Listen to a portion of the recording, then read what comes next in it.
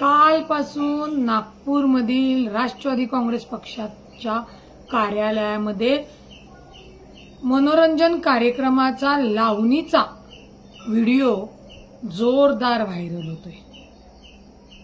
तो व्हायरल होत असताना मी स्वतः नेमकी गावी असल्यामुळे मला लवकर प्रतिक्रिया देता आली नाही, परंतु तो व्हिडिओ मी बघितला।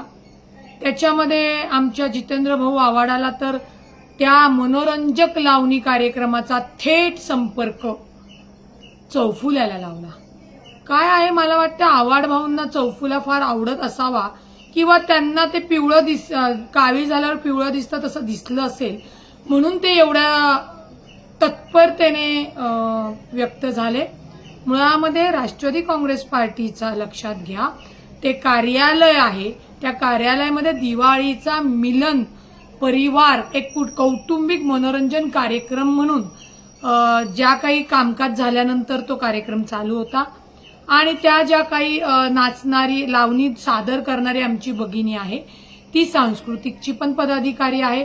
त्याच्यामध्ये तुम्हाला आमचे पदाधिकारी बसलेले दिसतायत, तर पदाधिकारी भगिनी सुद्धा आहेत, परंतु ज्यांच्यापासून आम्ही वेगळे झालेलो आहोत त्यांना अचानकपणे एवढा आमचा कळवळा आला आणि नेहमीप्रमाणे सोशल मीडियावर ट्रोल करणं सुरू केलं। मला त्यांना सांगायचंय, आमच्या सुप्रियाताईंनाही सांगायचंय, त्यांना एवढा वेदना झाल्या, एवढा त्रास झाला।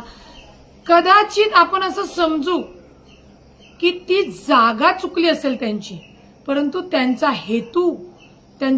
हेतू कोणताही वाईट नव्हता।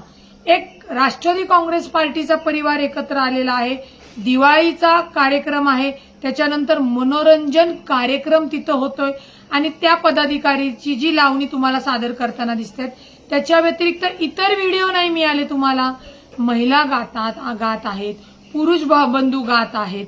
मुळामध्ये मनोरंजन कार्यक्रम असल्यानंतर त्या गोष्टी तिथं कला सादर करणे या आहेत। गौतमी पाटीलला मी जेव्हा बोलले होते तेव्हा गौतमी पाटीलचा हा विषय 3-4 वर्षापूर्वी तिथल्या लावण्य सम्राटनी ज्या आहेत त्यांनीच माझ्याकडे तक्रार केली होती आणि गौतमी पाटील सारखा हा कार्यक्रम खुलेआम किंवा सुपारी घेऊन नव्हता। एवढा तरी फरक आमच्यावर जे बोट उचलतायत त्यांना कळला पाहिजे।